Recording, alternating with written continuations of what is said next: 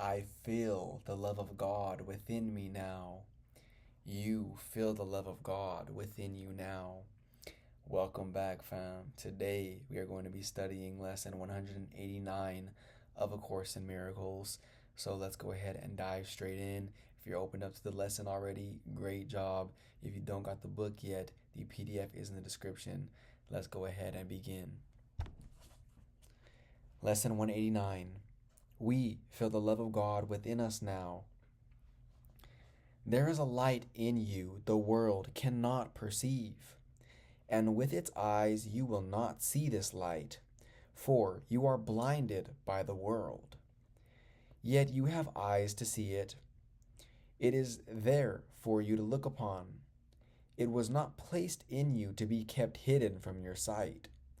This light is a reflection of the thought we practice now. To feel the love of God within you is to see the world anew, shining in innocence, alive with hope, and blessed with perfect charity and love. Who could feel fear in such a world as this?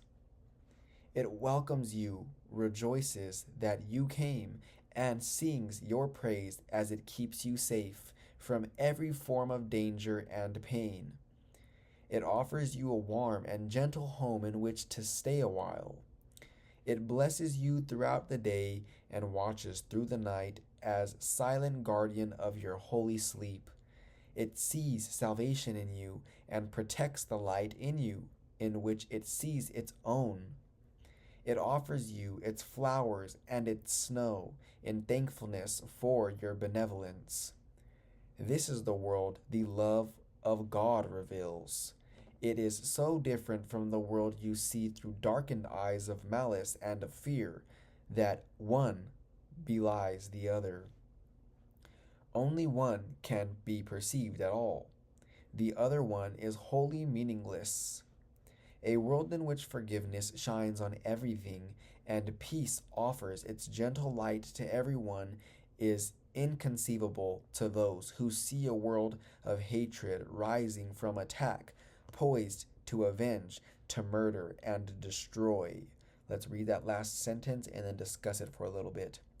A world in which forgiveness shines on everything and peace offers its gentle light to everyone is inconceivable to those who see a world of hatred or those who haven't forgiven. One more time. This world is inconceivable to those who see a world of hatred rising from attack, poised to avenge, to murder and destroy. Any individuals who see that type of world, attack, poised to avenge, to murder and destroy, they simply haven't forgiven themselves and everyone who they perceive to have done them wrong. And because they haven't forgiven, as forgiveness is their function, they cannot see the world that me and you see. The only reason me and you see this world that was just described, the beautiful world where there is no harm whatsoever, is because me and you have forgiven ourselves. We have forgiven what we have done in the past, what we could have done better in the past. We have forgiven our enemies, so-called enemies. We have forgiven anyone we have perceived to have done us wrong. We have forgiven and therefore set ourselves free. Me and you, as well as everyone else here, are one. We are light. We are all the light of the world. And unless we forgive, because forgiveness is our function here, we're not going to be able to experience that. Now, this is important for us to keep in mind. Remember, and this is something we've discussed at length in the earlier lessons, but your inner world is a reflection of, your external world is a reflection of your internal world. And your internal world is cause. You are cause, meaning your external world is you're only going to see out there what you first have to see within. Meaning if you still have fear, worry, doubt, jealousy, envy, guilt within your consciousness, you cannot help but see it out there. It's just how it works, because unknowingly you're projecting all of that separation that you're experiencing in your consciousness and your awareness out there. You can't see nothing else. You couldn't be able to see that stuff if it wasn't there.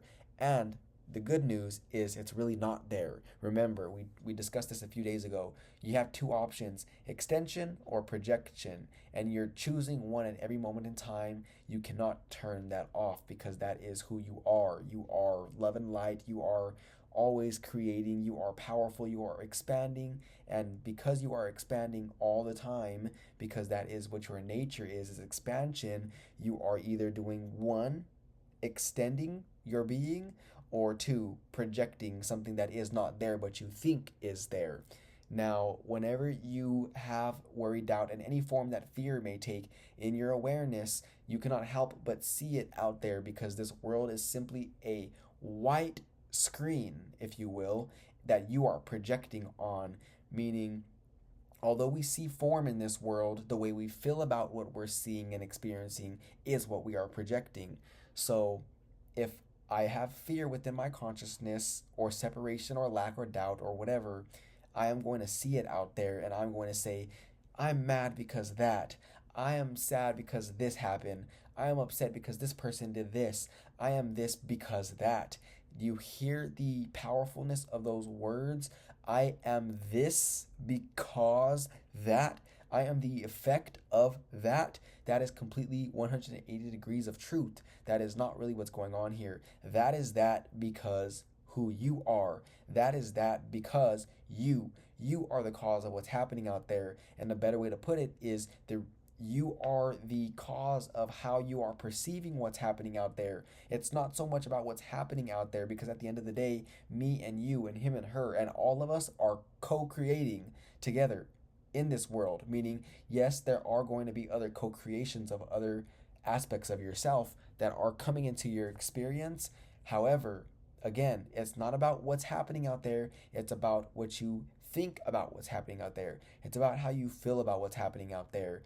Now, if you are looking outside of yourself at what someone else has created that may have inserted, if you will, itself into your experience, and if you're looking at that and you're looking at it with any form of upset, you have put meaning on that thing that you're looking at, and you are seeing it as it is not. You have projected the fear that existed within your awareness first, and even that's too strong of a word because it doesn't really exist at all. However, it is a belief that you still hold dearly onto, and because you hold dearly onto that belief, you cannot help but project it outward, and you are projecting it outward, and you see that form of upset outside of yourself that you think was the cause of your upset, when really, no, your upset, your anger, your madness in your awareness is why you're seeing the way you're seeing.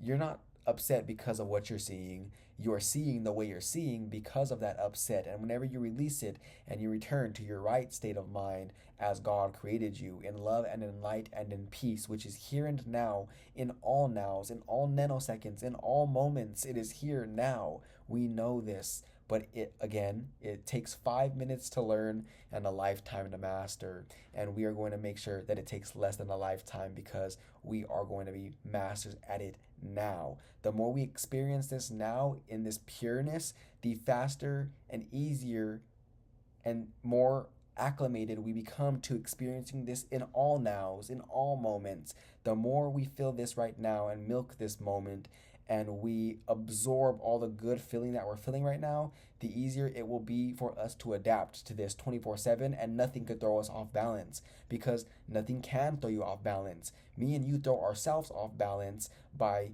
thinking that something else threw us off balance. Me and you throw ourselves off balance because we have still beliefs of separation, i.e. fear, that we're holding dearly onto.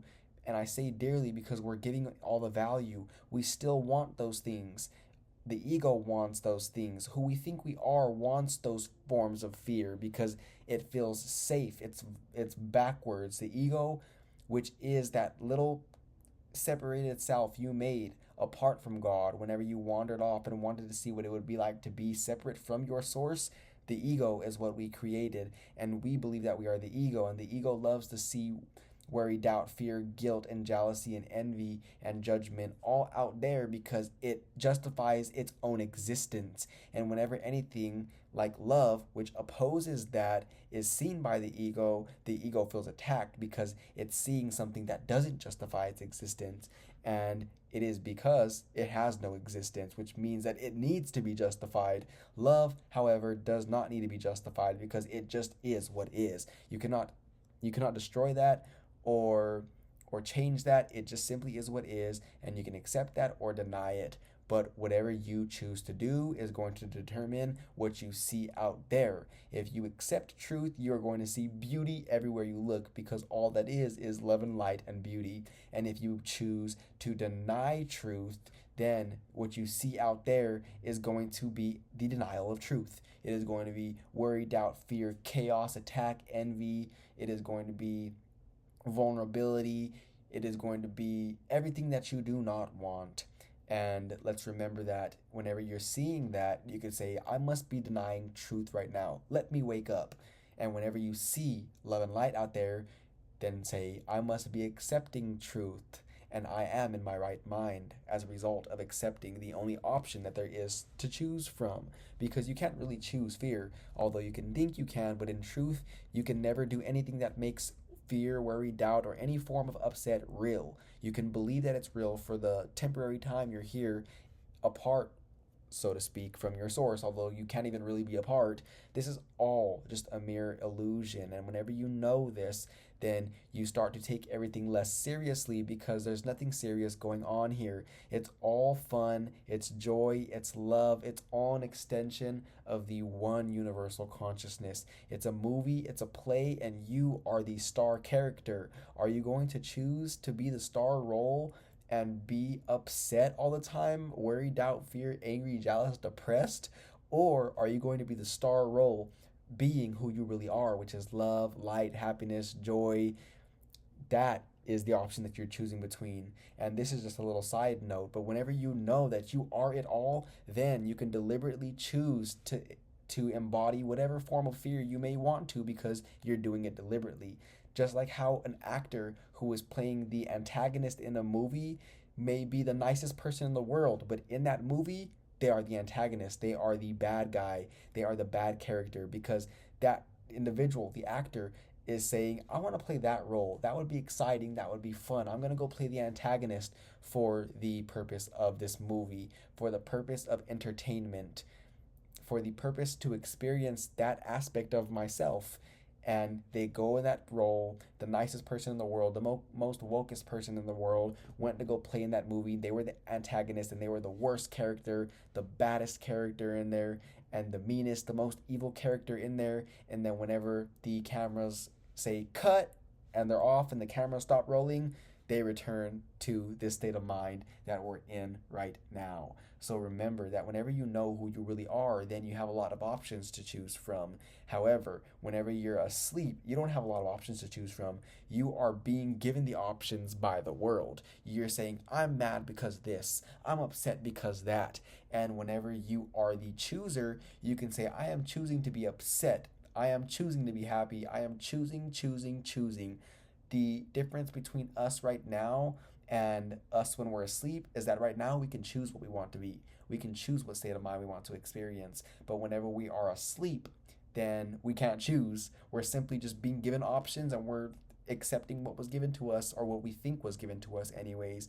But now we no longer accept anything but the truth and we deny everything else because the truth is all that is. And knowing that, we know now that there's nothing else. It is only love, and love is all encompassing, which means that it has no opposite. Yet is the world of hatred equally unseen and inconceivable to those who feel God's love in them. And this is so true. Yet is the world of hatred equally unseen and inconceivable to those who feel God's love in them. Me and you and anyone else here with us right now, in the presence of God's love, look at a world of hatred, and we don't see nothing. It's inconceivable to us because we see the real world. We can't even picture a world of fear and chaos. Although right now, me and you are not denying that there are individuals who are creating that reality for themselves because they are asleep. So we're not denying what's going on here in the world of illusion. We are just seeing it for what it really is, which is not as big of a deal as it's being made out to be. And if those individuals who are causing all the chaos out there would wake up, there would be no chaos, because chaos doesn't exist. You have to continuously uphold that. You have to continuously make something happen. But if everyone were to put their guards down and pause for a little bit, there would be peace. So we make the chaos, not only on a large scale, but internally as well. Anytime you feel chaotic internally, you made it. And if you just sit the fuck down and chill out for a little bit and just be, there would be no more chaos, because you returned to your right mind where only love and peace abides. Their world reflects the quietness and peace that shines in them, the gentleness and innocence they see surrounding them, the joy with which they look out from the endless wells of joy within. What they have felt in them they look upon, and see its sure reflection everywhere. That's a beautiful sentence. One more time. What me and you have felt in us, we look upon and see its sure reflection everywhere. Because me and you right now feel the love of God within us now, we look upon the love of God and we see its sure reflection everywhere. What would you see? The choice is given you, but learn and do not let your mind forget this law of seeing. You will look upon that which you feel within. That's a powerful statement. You will look upon that which you feel within. Because right now we feel the love of God within us now, we're looking upon the love of God. Whenever we feel worried, doubt, fear, or upset, we are going to look upon that. If hatred finds a place within your heart, you will perceive a fearful world, held cruelly in death's death's sharp-pointed bony fingers. If you feel the love of God within you, you will look out on a world of mercy and love. Today we pass illusions as we seek to reach what is true in us and feel its all-embracing tenderness, its love which knows us perfect as itself, its sight which is the gift its love bestows on us. We learn the way today. It is as sure as love itself, to which it carries us, for its simplicity avoids the snares, the foolish convolutions of the world's apparent reasoning but serve to hide. Simply do this. Be still and lay aside all thoughts of what you are and what God is, all concepts you have learned about the world, all images you hold about yourself. Empty your mind of everything it thinks is either true or false, good or bad, of every thought it judges worthy, and all the ideas of which it is ashamed. Hold on to nothing. Do not bring with you one thought the past has taught, nor one belief you ever learned before from anything. Forget this world, forget this course, and come with wholly empty hands unto your God. That's a powerful paragraph. That deserves to be framed.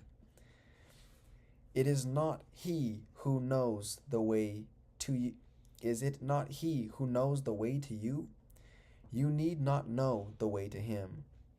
Your part is simply to allow all obstacles that you have interposed between the Son of God, the Father, to be quietly removed forever. God will do his part in joyful and immediate response. Ask and receive, but do not make demands, nor point the road to God by which he should appear to you. The way to reach him is merely to let him be, for in that way is your reality proclaimed as well. And so today we do not choose the way in which we go to him, but we do choose to let him come. and with this choice we rest. And in our quiet hearts and open minds, His love will blaze its pathway of itself. What has not been denied is surely there, if it be true and can be surely reached. God knows His Son, and knows the way to Him. He does not need His Son to show Him how to find His way. Through every opened door, His love shines outward from its home within and lightens up the world in innocence. Father, we do not know the way to you, but we have called, and you have answered us. We will not interfere. Salvation's ways are not our own, for they belong to you, and it is unto you we look for them. Our hands are open to receive your gifts. We have no thoughts we think apart from you, and cherish no beliefs of what we are, or who created us. Yours is the way that we would find and follow, and we ask but that your will, which is our own as well, will be done in us and in the world, that it become a part of heaven now. Amen. And that was another beautifully written lesson from A Course in Miracles. We are going to pause right there and really allow these words to dwell upon our minds. And me and you will meet here again tomorrow for lesson 190 of A Course in Miracles.